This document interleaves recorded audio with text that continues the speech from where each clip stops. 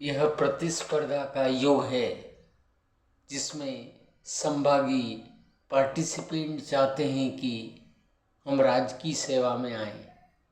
यद्यपि कहना सरल है और आना बहुत मुश्किल है। इन मुश्किलों का सामना करना ही चुनौती है। चुनौती क्या है? एक अनार 100 बीमार, एक पद के लिए हजारों अभ्यर्थी लाइन में लगे हुए हैं। ऐसी परिस्थितियों में हमें ये ध्यान रखना है कि हमारी तैयारी ग्राउंड लेवल पर सही होनी चाहिए। We have to clear every basic concept of our examination as well as our subjects।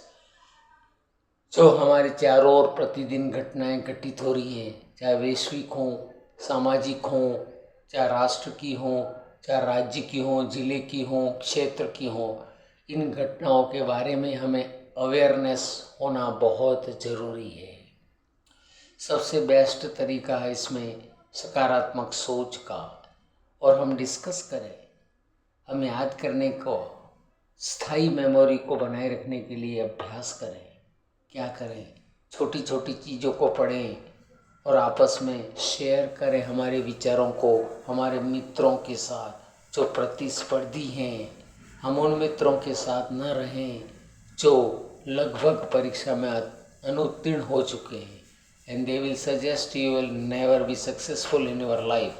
So avoid them as far as possible. Ignore them and don't have their company with you. Otherwise you will also have a negative attitude for your competition examination. इसलिए आपको ये ध्यान रखना है कि किस प्रकार कैसी संगति रखनी है। प्रश्न और आंसर को हम पिछले प्रश्नों पत्रों को अच्छी तरह देखें, क्योंकि प्रायः यह प्रश्न पूछे जाते हैं डायरेक्टली इनडायरेक्टली। ऐसे प्रश्नों का ही पेपर बनता है। प्रायः बालक एक प्रश्न को रट डालता है और उसको व्यापारी टेक्निक से तैयार करने की कोशिश नहीं करता है। किसी प्रश्न को अंतिम छोर तक, गहराई तक जाने की आवश्यकता है। उदाहरण के लिए जयपुर राजस्थान की राजधानी है, तो क्यों है, कब है, कैसे बनी, किसने स्थापित की, इसका नामकरण किसने किया, इस प्रकार का चिंतन विकसित करना है। जब सकारात्मक चिंतन गहराई की ओर ले जाएगा तो हम निश्चित सफल हो जाएंगे। दूसरी आवश्यकता है कि हम मित्रों के साथ इस प्रकार के प्रश्नों का एक्सचेंज करें, म्यूचुअल एक्सचेंज करें, आपस में हस्तांतरण करें, पूछें।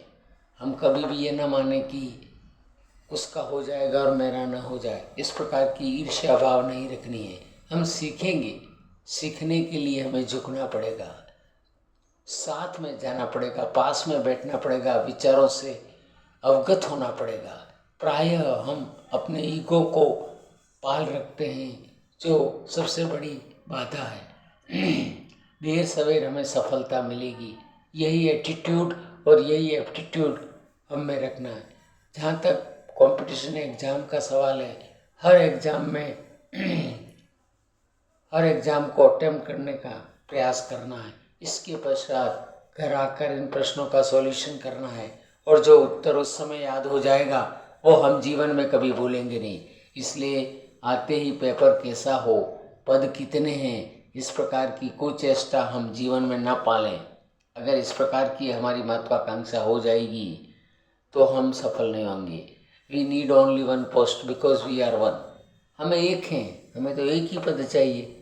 फालतू बातों से कोई मतलब नहीं है। हमें तो एक के लिए तैयारी करनी है, और जो व्यक्ति एक सोच कर चलेगा वो निश्चित आगे बढ़ेगा।